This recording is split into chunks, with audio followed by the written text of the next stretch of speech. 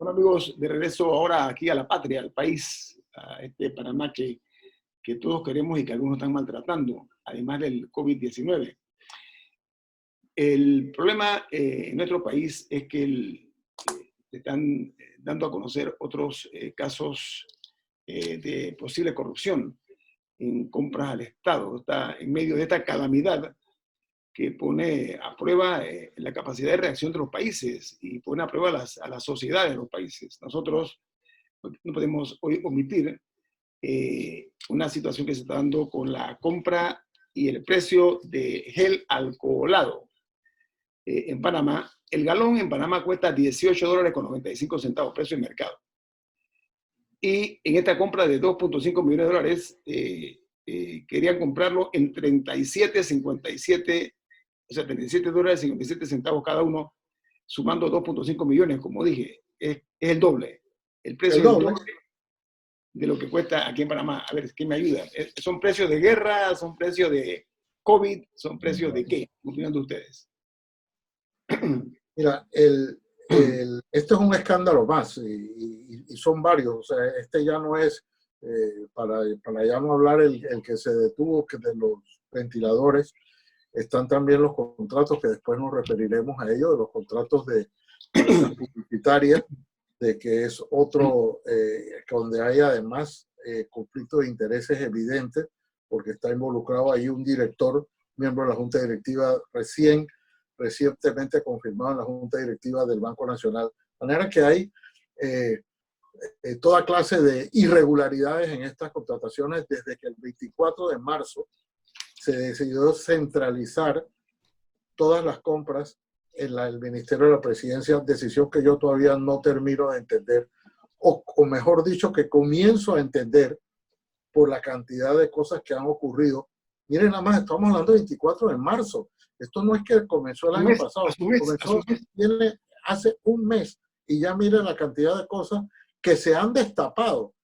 Porque yo creo que la primera decisión y la primera exigencia que debemos hacer los que estamos en los medios de comunicación es que se publique y se transparente todas, absolutamente todas las compras que se han hecho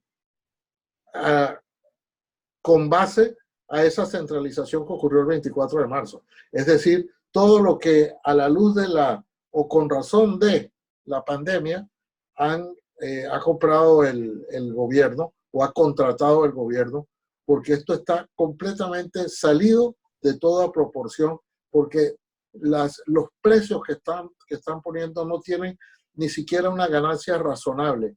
En esos 18 o 19 dólares que cuesta el galón en Panamá, ya está incluido la persona que lo trae, o sea, la persona que es puesto en Panamá.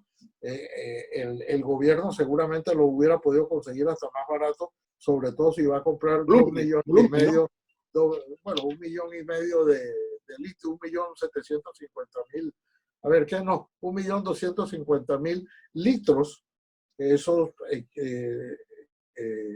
deben ser alrededor de 300.000 galones. Entonces, cuando nosotros estamos hablando de unos precios donde te estás ganando el doble, o estás pagando, no te estás ganando, estás pagando el doble de lo que cuesta, esto ya tiene proporciones de una corrupción gigantesca. Rubén Darío Murga, a ver, se ha hecho este tipo de descubrimiento, que hoy día es parte de un escándalo, lamentablemente, y créame que lo lamento, se ha hecho sin ningún tipo de rubor, sin sonrojarse. O sea, aquí hay una situación realmente delicada porque se ha duplicado el precio, del costo de mercado. ¿Usted qué opina del gel alcoholado, señor Murgas? Bueno, el gel alcoholado, una de las cosas buenas que ha sucedido en Panamá es que los comercios, para protegerse, las cajeras en los supermercados tienen gel. Sí, estamos hablando de la compra, estamos hablando de la compra al doble. Sí. Pero te lo regalan. Tú vas a la tiendita ahí donde íbamos, yo tomaba café junto con el doctor Richter ahí, en esas 24 horas. Tú llegas y la cajera te regala el gel para protección de ella y para protección de su negocio. O sea, que era una compra innecesaria, Guillermo Antonio.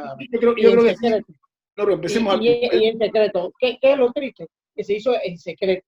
Empecemos en positivo. Pero empecemos que la iniciativa era buena. Vamos a ponerlo así, la iniciativa era buena. Lo que no está bien es que hayan duplicado el precio. No sé si me explico. Claro. Eso no tiene ninguna explicación.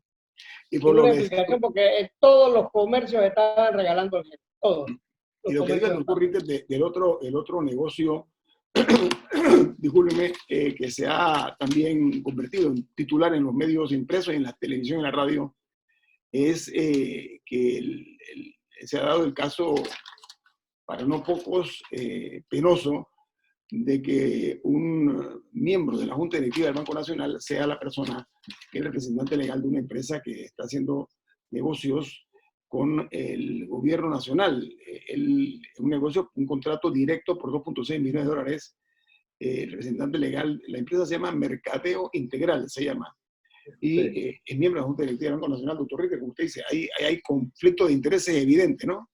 El conflicto de intereses evidente, o sea, es que yo no puedo comprender la desfachatez con la que se está contratando actualmente en un momento de pandemia. Hace unos días el licenciado, el doctor Eloy Alfaro Boyd, no el doctor Eloy Alfaro de Alba, sino el hijo, Eloy Alfaro Boyd, puso un tuit que fue retuiteado cientos de veces, que decía que el que cometa un acto de corrupción en estos tiempos merecería 100 años de prisión por el hecho de que agrava la comisión del delito. Siempre el peculado, siempre la corrupción, siempre el sobreprecio va a ser un delito. Pero hacerlo en estos momentos, aprovechándose de la pandemia, aprovechándose de las circunstancias de que han aflojado por completo o relajado, y aquí se usa relajado en todos los sentidos, los controles sobre estas contrataciones, aprovecharse de eso cuando hay tantas limitaciones en el país, cuando la gente se está quejando o que no le llega a la bolsa de comida o que los $80 que les llegan es muy poco a los que les haya llegado los $80, que todavía haya gente lucrando y beneficiándose de contrataciones de esa magnitud, me parece que de verdad eso es sencillamente criminal lo que están haciendo. El vicepresidente de la República ha colgado en Twitter dos mensajes. Uno dice: he instruido a la Comisión de Compras del COVID-19 a realizar la primera rendición de cuentas el día de hoy y que todos los miércoles rinda un informe semanal al país sobre el uso de los recursos asignados para la atención de esta pandemia, dice el vicepresidente. Y luego un segundo tuit que dice de igual forma: he solicitado a la Dirección Nacional de Contrataciones Públicas, que es @Panamá Compra, que suba a la sección de transparencia todas las compras realizadas por el Ministerio de la Presidencia, @Presidencia de Panamá, con los fondos de la emergencia en este periodo. ¿Qué les parece, caballeros? Bueno, la publicidad de las compras es importante, Guillermo. Pero no Panamá Compra es la vitrina que debe lucir cada gobierno. Pero se tiene que hacer antes de la compra. Hacerla después, cuando ya están comprometidos los fondos. No es a mí me gustaría que el Estado anuncie qué es lo que va a comprar. Que voy a hacer un hospital, voy a hacer la carretera, que a propósito, el doctor Ritter dice que quería, nos dijo fuera del micrófono que quería tocar los Juegos Centroamericanos y del Caribe. Yo tengo una opinión sobre ese tema. O sea, Panamá tiene que hacerle publicidad a los compromisos ineludibles que tiene. Y este es un tema bien interesante que nosotros tenemos que abordar. Entonces, el Estado tiene que decir cuáles son sus necesidades. Eso es lo que va a ser transparente para que no nos pase lo que nos pasó, Guillermo, con SACIR. SACIR terminó demandándonos, que era una empresa que no estaba calificada ni siquiera para participar en una licitación porque estaba quebrada en doctor, nos quedan 3 minutos. El hecho de que el vicepresidente que es donde está el epicentro, por usar un término, de estos escándalos en la vicepresidencia de la República, pero en el Ministerio de la Presidencia. Él dice que van a hacer pues, la primera rendición de cuentas hoy. En inglés dice timing, ¿no? ¿Cuál es su opinión acerca de esa decisión tomada hoy? Que a veces esas decisiones intempestivas o esas declaraciones intempestivas para tratar de salirse de un atolladero revelan o desdicen o expresan mejor lo que había detrás. En otras palabras, para zafarse del problema de la compra de los ventiladores, dijo que lo que pasa es que eso lo hacía una comisión de compras o de lo que fuera, como yo no tenía nada que ver con eso, dice el vicepresidente, eso lo hacía una comisión de compras y ahora el chivo expiatorio fue el viceministro de la presidencia. Pero si él ahora puede instruir y dice yo instruyo ahora a esa comisión, significa que el jefe de la comisión es él. Entonces tú no puedes decir yo no tuve nada que ver con la compra, pero yo los instruyo ahora a que den. El jefe de esa comisión siempre ha sido el vicepresidente. Entonces, de hecho o de derecho, eso es irrelevante. Porque a nadie se le puede ocurrir que un viceministro puede firmar 5 millones y tantos de dólares para ventiladores, 13 millones y tantos de dólares para gel alcoholado y el ministro no sabía nada. O sea que ahora es que todo el mundo lo va a saber porque yo he ordenado la transparencia. Me parece que es muy burda la argumentación y es una excusa o una orden que yo creo que no tiene, que es a destiempo, porque eso debió haberse hecho desde el 24 de marzo cuando se centralizó, haber dicho, y de aquí en adelante todas las compras que se hagan a través de este mecanismo van a ser publicadas. Lo ha hecho ahora, cuando el mundo, la vez pasada se le vino encima al presidente del país cuando se le cayó el mapa, ahora se le ha venido la población entera al vicepresidente por la poca transparencia que ha habido en las compras de la presidencia en estos tiempos de crisis. De las muchas cosas que duelen, es que estamos siendo noticia negativa. Para efectos el país ante el mundo, estamos quedando muy mal. Hay que pensar en eso, porque eso desdice mucho de nuestra calidad humana en el manejo de una crisis y una pandemia que nadie esperaba. Vamos al corte comercial. Esto es Infoanálisis, un programa para la gente inteligente. Amigos oyentes de Omega Estéreo a nivel nacional e internacional, nos reportamos sintonía de Carolina del Norte, de México y otros sitios. Gracias por escucharnos a través del Facebook Live. Jorge Eduardo y Rubén Darío. Hay una realidad en estas crisis, en las grandes crisis siempre hay o surgen héroes y villanos. Ya sabemos quiénes son los héroes. Van desde los médicos, las enfermeras, todo el personal médico, la policía que está haciendo un trabajo interesante, los bomberos, los recolectores de basura. Ahí están los héroes, entre otras cosas. Y están los villanos, entre héroes y villanos.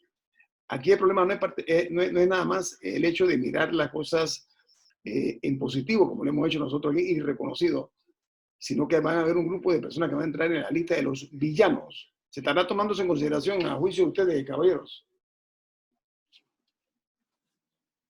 Adelante, Ritter. ¿Perdón? Rubén está haciendo el uso de la palabra, doctor Ritter, sobre los villanos, héroes y villanos. Bueno, mira, héroes, hay un grupo de personas que no las quiero individualizar por miedo a cometer una injusticia, pero son las personas que están trabajando en la primera línea de salud, llamémoslo así, el equipo que ha dirigido, que ha integrado la ministra Rosario Turner.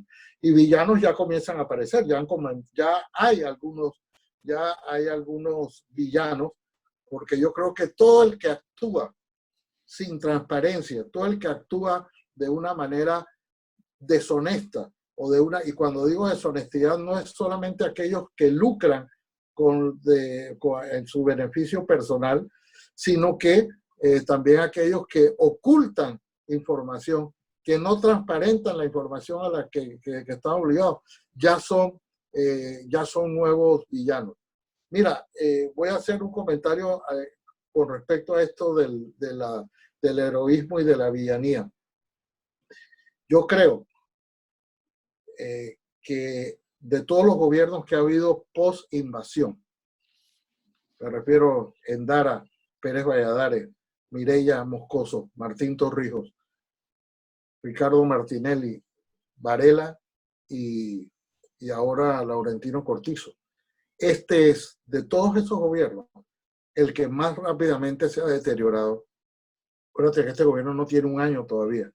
Y es el que más rápidamente ha llegado y nada más tienen que advertir en las redes sociales la manera como la gente ha llegado prácticamente a despreciar algunos de los actos que se han cometido en este gobierno. Que ustedes los dos, o nosotros los tres, somos, si no asiduos, por lo menos usuarios de las redes sociales. Basta que el presidente de la República o el vicepresidente cuelguen un tuit, por muy alentador y por muy buenas noticias que traiga, y todo lo que sigue en comentarios ahí, cientos, a veces 1000 comentarios, son en el 95%. Digo 95% no porque los haya contado, sino porque es abrumadora el rechazo de la gente a la manera como se ha manejado el gobierno y especialmente el Ministerio de la Presidencia en esta pandemia. Yo creo que el deterioro, yo no sé si está a tiempo todavía de recoger la leche derramada, pero el deterioro que ha tenido un gobierno que subió con tanta, a pesar de una baja votación, con una enorme expectativa, porque las palabras del presidente calaban, porque su estilo campechano, su estilo informal le llegaba, o le llega, no sé si le sigue llegando a la gente, pero han tirado por la borda ese prestigio y que hoy lo mantiene, el que le queda, lo mantiene la ministra Rosario Turner y su equipo. Ahora, Te digo, bueno, le paso la palabra a Rubén Darío Murga, pero ¿sabe qué? Aquí no se ha encontrado, no se ha buscado la forma de atemperar un poco la angustia económica real que estamos viviendo nosotros, y eso me parece que es un elemento más que disociador, debe ser inquietante por lo que eso genera, Rubén. Entonces, cuando la gente ve estos millones de dólares que se están supuestamente despilfarrando, y la gente dice acá, pero espérate, si la empresa privada ha tomado medidas heroicas y están tratando de verlo en la parte que ponen los trabajadores, todo el mundo está haciendo un sacrificio, y ahí por el otro lado, entonces, alguna gente que está haciendo o intentando hacer negocio de esta angustia económica que estamos nosotros viviendo, Rubén. Bueno, lo real es, Guillermo, que el Consejo de Gabinete ha perdido importancia en Panamá. En la post-invasión, los consejos de gabinete perdieron fuerza, perdieron razón de ser. Es más, tú ves ahora a los periodistas buscando más noticias en el Parlamento panameño que en la Presidencia de la República. Ya la gente no quiere ir a cubrir los consejos de gabinete, porque no se generan noticias. Entonces, esto es muy triste. Primero, si los periodistas no van a buscar noticias o no sienten que las noticias, que el Consejo de Gabinete genera buenas noticias, y más las generan las discusiones que se dan en el Parlamento panameño.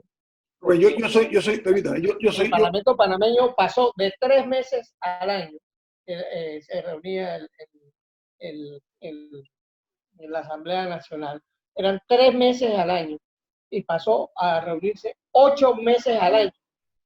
Encima de eso, la Comisión de Presupuestos se reúne más meses que las demás comisiones. Rubén y Jorge Eduardo, yo lo que pienso es que estos son tiempos aciagos, estos son tiempos realmente nunca vividos, son inéditos, como hemos dicho aquí nosotros en este programa, pero a mí se me ocurre pensar que está bien que el presidente rinda cuentas una vez a la semana, no tanto como López Obrador, que habla todos los días, o que Trump, que hablaba todos los días, sino una vez a la semana salirle, hablarle al país, pues eso Pero representa... para eso eran los consejos de gabinete, Guillermo. No, Pero estoy hablando de informarle al país, tú recuerdas que aquí se anunció en algún momento que se quería comprar gel alcoholado. No, es lo que estoy diciendo. Una O sea, noticia que, ¿eh? ahora, Eduardo, Nunca se anunció. Entonces, esa es la falla. O sea, el Consejo de Gabinete no genera información. Y esa ha sido una falla de la democracia panameña. oye, doctor ¿Por Ritter, qué? El doctor Jorge Eduardo Ritter, que lidió fue ministro, yo no tuve esa oportunidad, y él sabe que el presidente de la República era el último que hablaba, nunca hablaba de primero. ¿Por qué? Porque si hablaba de primero ya no había nada que discutir, ya sabían por dónde venía la bola. okay. Y esas son realidades, Guillermo. El Jorge Eduardo Consejo de Gabinete ya no genera interés en la población. Ritter, Jorge, hay un dicho que dice que lo que llaman los venenos del poder se logran advertir es cuando ya están montados arriba del potro del poder, ¿no? Sabrá que hasta ahora, un año casi después de ser gobierno, no se han dado cuenta de esa pócima que hay ahí de los venenos del poder y los resultados que eso genera, Ritter. Bueno, es que lo que nosotros lo que hemos visto hasta ahora es que en los primeros meses un gobierno, y meses y puede incluir incluso años, algunos les dura más, algunos les dura menos, pero cuando yo digo es que si uno se pone a ver, y nosotros todos tenemos edad suficiente para recordarlo, el primer año de gobierno de todos los gobiernos anteriores ha sido un año de ascenso en popularidad. Es más alto. O sea, ganaban con muy poco margen, bueno, algunos más que otros, Martinelli ganó con mucho, Pérez Valladares ganó con poco, pero a estas alturas del gobierno de Pérez Valladares, que es con el que el presidente que con menos porcentaje ha ganado, ya tenía una inmensa popularidad por las acciones que había tomado, por la transparencia con que se estaba actuando y la determinación con lo que se estaba actuando. Entonces, el presidente Torrijos volvió a ganar con un 33%, muy parecido al porcentaje con el que ganó Pérez Valladares, pero yo, a pesar de que sube un tanto, no hay encuestas, pero yo creo que fácilmente se puede intuir que el presidente Cortizo no ha capitalizado o no ha logrado sumar a ese 33%, y más bien con lo que ocurre en la Asamblea, con lo que ocurre en el Ministerio de la Presidencia, ha erosionado o ha deteriorado mucho la propia imagen del gobierno, que en estas crisis son las que pueden servir o para desnudar y desprestigiar, o sirven también para catapultar. Hay que recordar que el presidente Bush, por ejemplo, para usar un ejemplo más o menos reciente, después de las Torres Gemelas, el manejo que le dio a la crisis, que era la más grande del que había tenido Estados Unidos, 11 de septiembre, ¿no? 11 de septiembre del 2001, llegó a gozar de una popularidad, pero inmensa, que le duró hasta para su reelección. A pesar de todas sus carencias, le duró hasta para su reelección porque supo administrar una crisis.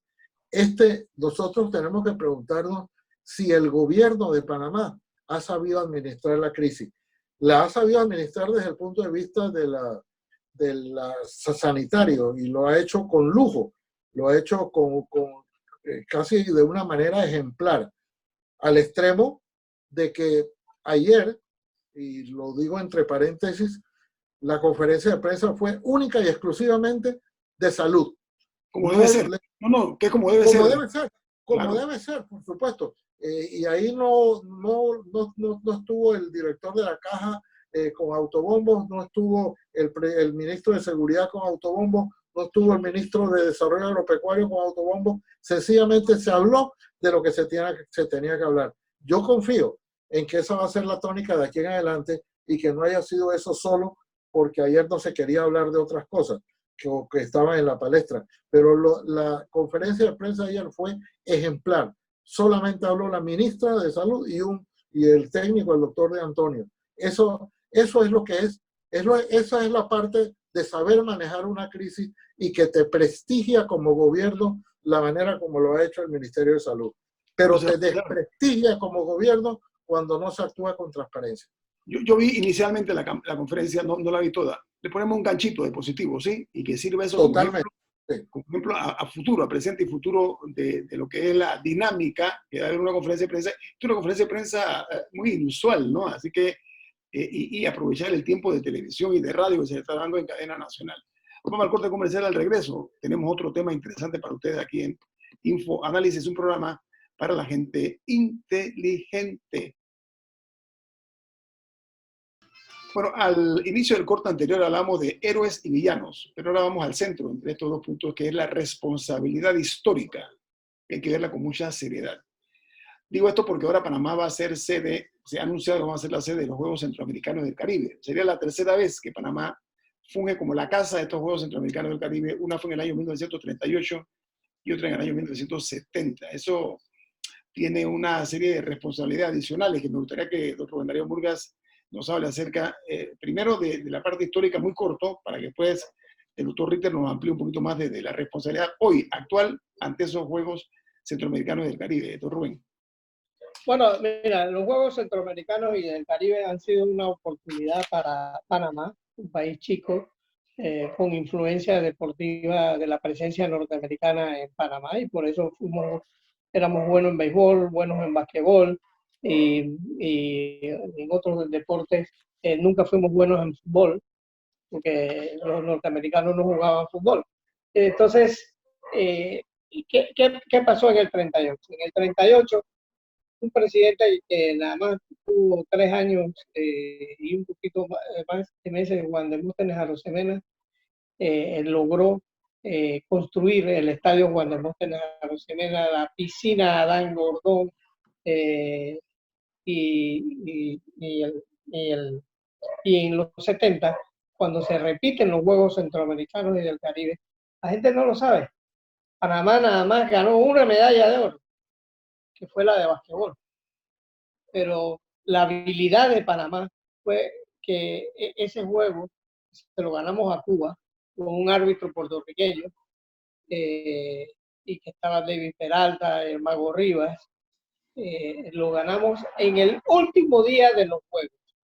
Por ahí se dice que hubo otra medalla, pero Panamá no se llenó de medallas. Pero como ganamos los juegos, el juego ese en el Gimnasio Nuevo Panamá, quedó la sensación de que nosotros habíamos ganado los juegos. Entonces esa ha sido una oportunidad muy linda. Ahora lo tenemos dentro de 2 años los juegos, Guillermo. Ya los Juegos Centroamericanos y del Caribe no tienen la importancia que tenían antes. Y Panamá tiene sí el compromiso. Ya no hay necesidad de hacer un nuevo gimnasio Nuevo Panamá, porque lo tenemos, un estadio Revolución, que fue hecho en el 70, pero después Martín Torrijos lo logró remodelar y tenemos un estadio para el tamaño de la República de Panamá suficientemente grande. Pero tenemos que hacer velódromo, tenemos que hacer una serie de cosas. El estadio Juan Demóstenes Arosemena lo estamos rescatando. Lo empezó a hacer el presidente Varela, que mucha gente ha criticado que Varela no hizo. Varela le dio mucho al deporte panameño. Hizo el estadio de las tablas, hizo el estadio de David. Vamos a volver a los Juegos Centroamericanos del Caribe, porque yo creo que esa noticia nosotros, yo creo que nosotros sí estamos obligados a analizarlo. Está bien el pasado, un pasado integral. Pero bueno, ¿qué es lo que yo sugiero? Tenemos que definir si vamos a hacer los Juegos o si no podemos con la... Esa es la pregunta, por eso traemos... Esa es la gran decisión que tenemos que hacer. La gente se equivoca con Jorge Eduardo Ritter, que es un intelectual. Jorge Eduardo Ritter sigue el béisbol y sigue muchos deportes panameños. Sí, pero vamos a dar, más allá de eso, vamos a dar un poquito de luces en medio de esta oscuridad que estamos viviendo hoy día, producto del coronavirus. Doctor Ritter, cualquier cosa, asumir esa responsabilidad. Claro, y el presidente Cortizo ha dicho, debo decir que antes de la pandemia, pero siempre dijo y siempre afirmó con mucha determinación y energía de que los juegos se iban a realizar. Esos juegos estaban previstos para el año 22, creo, y que Sí, ahora ya hay la sugerencia de que, como será imposible tener la infraestructura, correrlos para el 23. El problema del año 2023 es que coincide con los Juegos Panamericanos, que es una versión más grande de los Juegos Centroamericanos. Los Juegos Centroamericanos y el Caribe es lo que su nombre le indica. En los Panamericanos ya entran Estados Unidos, Canadá y toda Sudamérica, que no están, porque del Caribe, nada más de los países del Caribe, en los Juegos Centroamericanos solo entran Venezuela y Colombia. Entonces nosotros tenemos que ver si la decisión de continuar con los juegos debe hacerse o no a la luz de los gastos que tiene que realizar, de la inmensa deuda en la que ha incurrido Panamá con justificada razón, por razón de la pandemia, si a eso vale la pena gastarle 350, 400 millones, creo que era lo que iba a costar en las infraestructuras que todavía tenemos que construir. Infraestructuras que prácticamente desaparecen. Yo no sé si el velódromo que se hizo en Panamá, que quedaba por el aeropuerto de Tocumen, alguna vez se volvió a usar. Eso se lo tragó la maleza y al final hubo que tumbarlo, porque en Panamá no hay afición por ese deporte, nada más hay una vuelta a Chiriquí y los que de manera muy no como competitiva, sino más bien de recreación, usan la cinta costera. Pero en Panamá no hay afición por él. Pero hay que construir un velódromo porque parte de las competencias de los Juegos Centroamericanos y del Caribe es ese. Entonces, la decisión que hay que tomar, la decisión importante que hay que tomar es, ¿lo hacemos o no los hacemos? Porque si no los hacemos, hay que decir desde ahora, hey, busquen otra sede, porque los juegos, alguien a lo mejor alza la mano y dice yo los quiero hacer. Hay ejemplos de países que han al final desestimado las sedes importantes. En 1986 Colombia tenía la sede del Mundial de Fútbol, la sede del Mundial de Fútbol. Y a última hora, por las tragedias que había habido, por el Palacio de Justicia y la inundación en Armero, el presidente Belisario Betancur dijo, no vamos a invertir plata en hacer el Mundial de Fútbol. Y bueno, de una vez México alzó la mano y dijo, yo lo hago porque ya tienen la infraestructura. Hay países que ya tienen la infraestructura para realizar los juegos. La pregunta que nosotros nos tenemos que hacer los panameños es, ¿queremos o debemos gastar esa cantidad de dinero que es mentira que se recupera? Eso ya, juegos tan pequeños como los centroamericanos y el Caribe, eso no se recupera. Eso es gasto. Eso es, y su realización genera más gastos todavía que los que generó la construcción de la infraestructura. Entonces, pero es una decisión que hay que tomar y ojalá pronto para que los demás sepan si lo vamos a hacer o no, o si vamos a continuar con esto y al final vamos a gastarnos un dinero que yo soy partidario, yo sí lo digo desde ahora, que Panamá no realice esos juegos y que ese dinero se invierta o se gaste en necesidades mucho más apremiantes para la población que la realización de unos Juegos Centroamericanos. Okay. Viéndolo desde esa perspectiva es un imperativo categórico. Entonces, del que no se puede escapar el gobierno de decir internacionalmente si van los juegos o no van los juegos. Estoy de acuerdo. Decirlo ya, con tiempo, para encontrar otra sede en el evento de que nosotros cambiemos de parecer. Estoy de acuerdo con eso, porque todavía no tenemos tiempo. No mucho, pero tenemos tiempo todavía. Así es.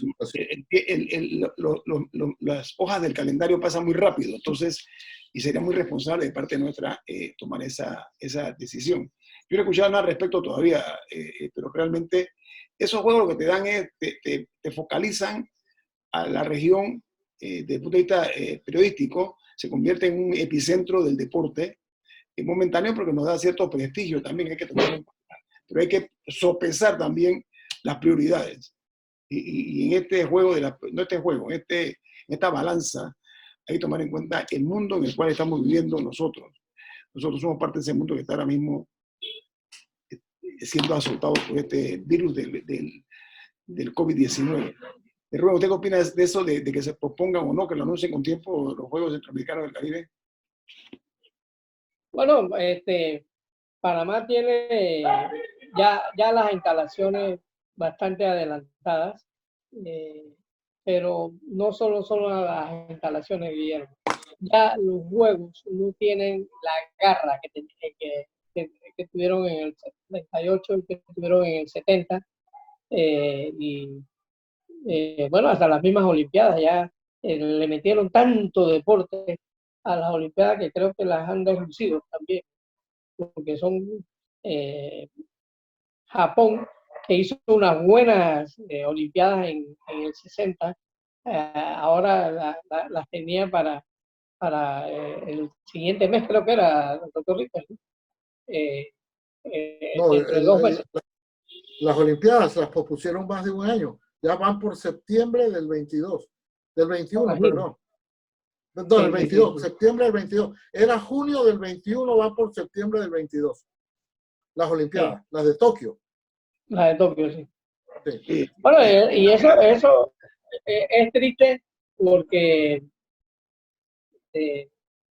yo creo que los campeonatos nacionales individuales de los deportes es lo que le da fuerza a los deportes. Nadia Comaneci, que se convirtió en una leyenda siendo una niña de 16 años. Rubén, vamos a entrar, no quisiera que nos vayamos sin antes comentar. Hay una glosa del diario La Estrella de Panamá, de La Llorona, que dice Chayo presidenta. Y dice, me cuentan los bochillosos perredistas que la pelea interna está poniéndose color de hormiga por el control del partido del CEN del partido del otro año. Pero todo empieza desde ahora, que hay una propuesta rondando para que Chayo corra para presidenta del partido. Ataja, dice Berroa, de La Estrella. ¿Usted qué opinan de eso? Chayo es Rosario Turner, obviamente, ¿no? Bueno, Mira, la pelea de los partidos es grande. El PRD quedó en manos de diputados. Tenemos 2 minutos nada más. Y eso le ha hecho daño al partido. ¿Usted qué opina de eso? Los diputados controlan el partido. Entonces, Rosario Turner, candidata a la presidencia del partido, Jorge Eduardo. Yo creo que en ella ya es miembro del CEN, pero yo creo que en alguna forma el prestigio que ella se ha ganado, si trataras de trasladar eso al campo político, yo creo que en alguna forma va a demeritar lo que ella ha conseguido. Ella se ha posicionado como una gran profesional, una dirigente por encima de los partidos políticos, de manera que tratar de dirigir ahora a uno de los partidos políticos le quitaría, esa es mi opinión, lo mucho que ha ganado como ministra de Salud. Ahora, yo lo que creo también, una última palabra, Guillermo, es que a la hora de transparentar de todo lo que se ha hecho, también debe transparentarse el Fondo Solidario. E incluso llegar a, bueno, ¿cuánta gente de verdad donó? Como dijo el presidente, porque aquí no quisieron rebajar los salarios como han hecho en casi todos los países. 20% de los ministros, los diputados, aquí en Panamá nadie logró que el presidente rebajara los salarios. ¿Y cuánta gente ha aportado? Yo supe que la magistrada María Eugenia López, que no tenía obligación, donó. Algunos otros funcionarios, y creo que el presidente y el vicepresidente también han donado, pero yo quisiera ver el manejo del Fondo Solidario, cómo se ha donado, es también parte de lo que debe transparentarse. Alguien tiene que hacerle seguimiento. Lo que sí que hay un desencanto público con algunas acciones que se han tomado y con otras que no se han todavía decidido poner en práctica. Con esto cerramos hoy Infoanálisis, el equipo de Infoanálisis. Rubén Darío Murgas. Jorge Eduardo Richter. Y Guillermo Antonio Dame, nos vamos. Gracias.